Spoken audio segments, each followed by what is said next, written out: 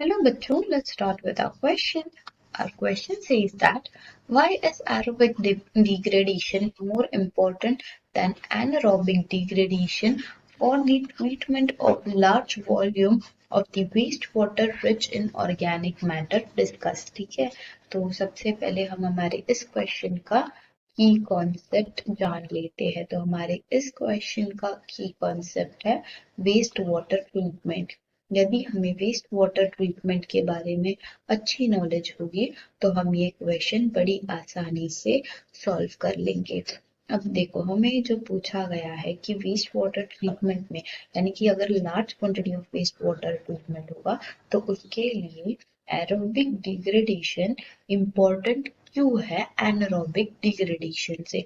Aerobic degradation यानी कि वो डिग्रेडेशन जिसमें एयर यूज होता है। ठीक है, तो सबसे पहले देखो, जो major part of organic sludge होता है वो एरोबिक डिग्रेडेशन से ही उसको डिग्रेड किया जा सकता है।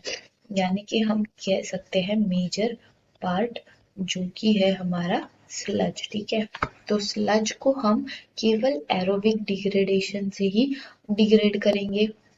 तो स्लज हो गया एरोबिक डिग्रेडेशन, एरोबिक डिग्रेडेशन।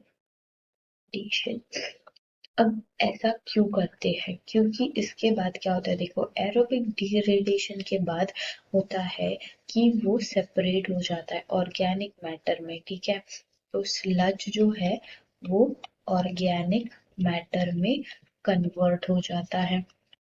ये जब ऑर्गेनिक मैटर में कन्वर्ट हो जाएगा तो जो पानी बचेगा, ठीक है, स्लज से हमने जब सारी गंदगी निकाल ली जिसको हमने ऑर्गेनिक मैटर में कन्वर्ट कर लिया, तो जो भी वाटर होगा, ठीक है, जो भी हमारा वाटर बचेगा उसका जो बीओडी लेवल होगा वो रिड्यूस हो चुका होगा।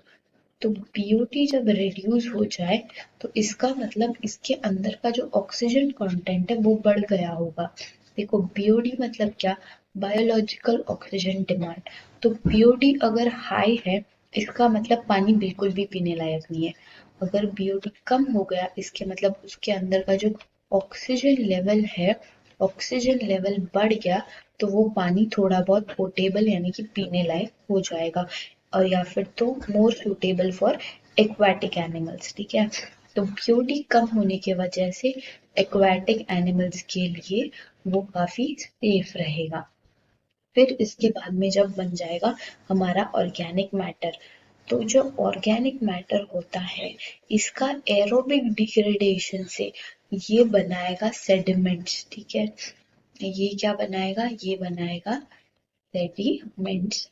सेडिमेंट्स बनाने के बाद सेडिमेंट्स और एक्टिवेटेड स्लज बनाएगा। ठीक है, सेडिमेंट्स प्लस एक्टिवेटेड स्लज। ठीक है, एक्टिवेटेड स्लज। तो सेडिमेंट्स और एक्टिवेटेड स्लज के बाद में इसको हम एनारोबिक डाइजेस्टर में डाल देंगे। तो ये पूरे प्रोसेस को हम डालेंगे एनारोबिक डाइजेस्टर में। अब ये जब एनारोबिक डाइजेस्टर में डाल देंगे तो एनारोबिक डाइजेस्टर से फिर उसको प्रोड्यूस करना चालू करेंगे हम मीथेन जैसे गैस, जो कि बेसिकली हम बनाएंगे बायोगैस। ठीक है, तो एनारोबिक डाइजेस्टर में डालने के बाद हम क्या बनाएंगे, बायोगैस। तो सबसे पहले हम डालेंगे एरोबिक डाइजेशन में। एरोबिक डाइजेशन में पूरा डिग्रेड होने के बाद उसका जो ऑर्गेनिक मैटर निकलेगा वो बन जाएगा सेडिमेंट्स, और फिर उससे वो सेडिमेंट्स और एक्टिवेटेड स्लज बन जाएगा। फिर उसको जब एनारोबिक डाइजेस्टर में डालेंगे तो उससे हम बायोगैस निकालेंगे, और जितना भी पानी बचेगा उस पानी का बीओडी लेवल कम हो जाएगा जिसमें ऑक्सीजन बढ़ जाएगा, तो वो एक्वाटिक लाइफ के लिए ज्यादा सुटेबल रहेगा। ठीक है, तो hope you understood this question well. All the best.